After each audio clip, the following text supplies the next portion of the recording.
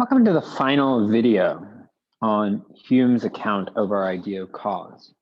In the last video, we saw that our idea of cause actually has its origin in a feeling, in the pleasurable feeling that accompanies our inference from the impression of, say, the flame to the idea, the belief in the heat. So the pleasurable inference from the cause to the effect. That pleasurable feeling, that's the impression, that feeling of being compelled to think of the effect after thinking of the cause. That impression of compulsion, that's the origin of our idea of necessity. That's the impression from which our idea of necessity is copied, that feeling.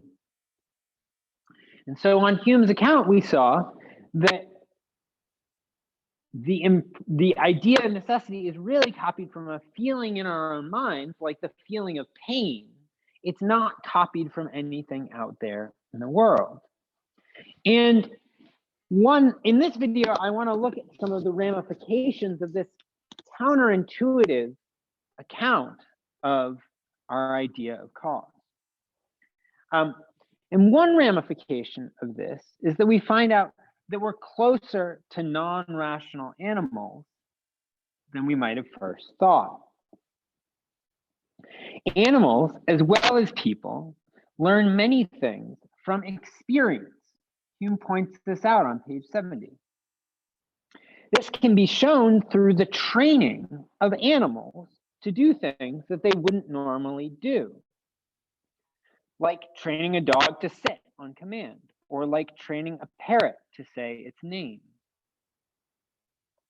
It's impossible that this inference of the animal should be based on reasoning or understanding.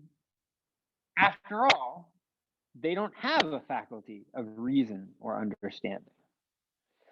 But like animals, in ordinary life, we don't do the majority of things that we do on the basis of arguments or reason. We do some things, like other animals, on the basis of our natural instinct, but most things we do on the basis of custom or habit. And what we've just seen is how, on the basis of customary causal connections established through experience, we've seen how it is that we form most of our beliefs about the world.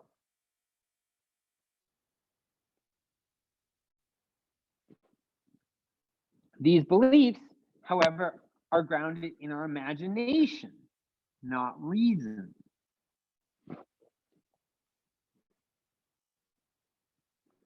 And if we actually doubted these beliefs, we couldn't live or function. We would die quickly. So nature must have provided some principle by which we form such beliefs, since we don't die and we do form them. These are the innate principles of association, of imagination. And in our beliefs, based on causal inferences, we're like beasts and children.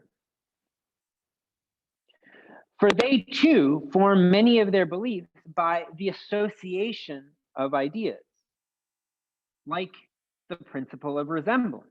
They see one thing, they think of another that it resembles, right? They see flame, and they think of the flame they saw a while ago. And in both our case and theirs, the movement from one perception to another happens automatically, without our thinking about it, without our reasoning, without our undertaking it through an act. It's not like Golden Mountain. It's not like that combination that we bring about through an act of our mind. Rather, our mind just is compelled to move along this train of associations. Our will isn't involved. And our imagination moves from one idea to the next, just by habit or custom. And that's just like the way the perceptions of beasts and children work. So that's one ramification. Hume's account brings us closer to animals. In closing, let me talk about another ramification, which I don't have notes here for, but I'll just talk through it with you. That ramification is that it takes us farther from God, at least compared to, say, how Descartes saw things. Why? Well, thinking back to Descartes, why did I exist? Well, God causes me at every moment. God brings me about. God is the cause of my being, according to Descartes. If God thinks of me, then there's a sense, given some assumptions about God's intellect, in which it is necessary that God brings me about.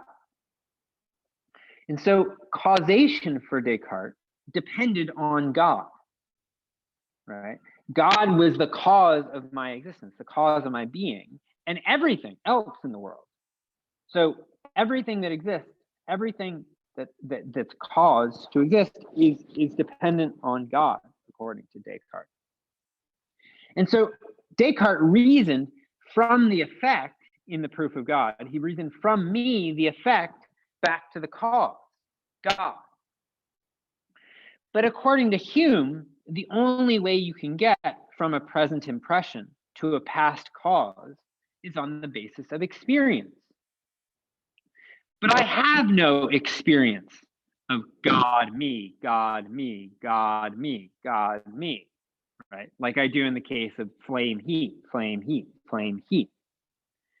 Why? Well, I don't have an impression of God, right?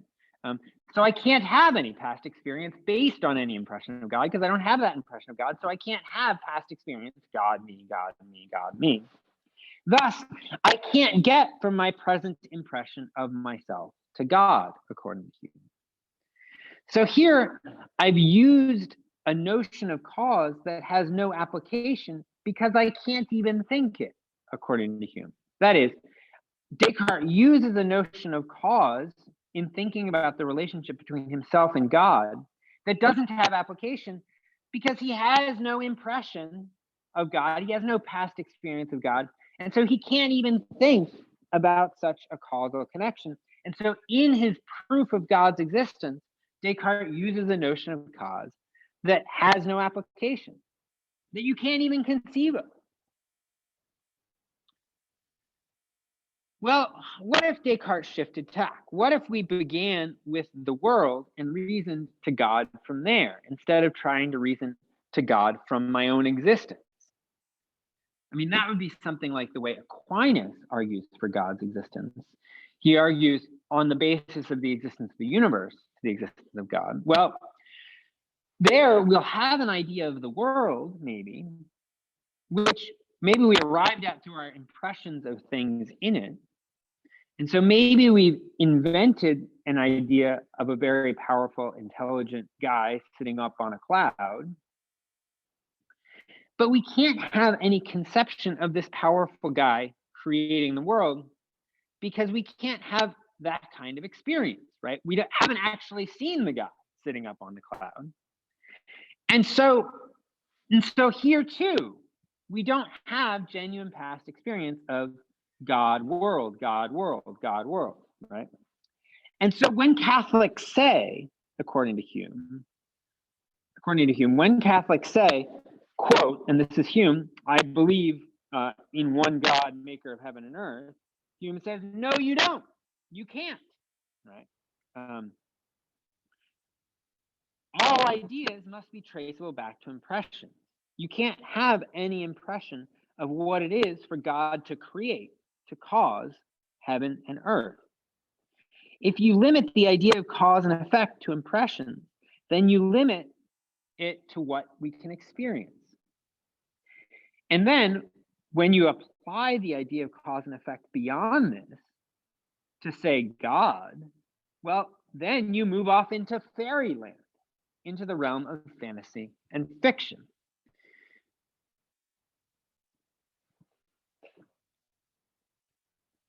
And Hume thinks, don't do that.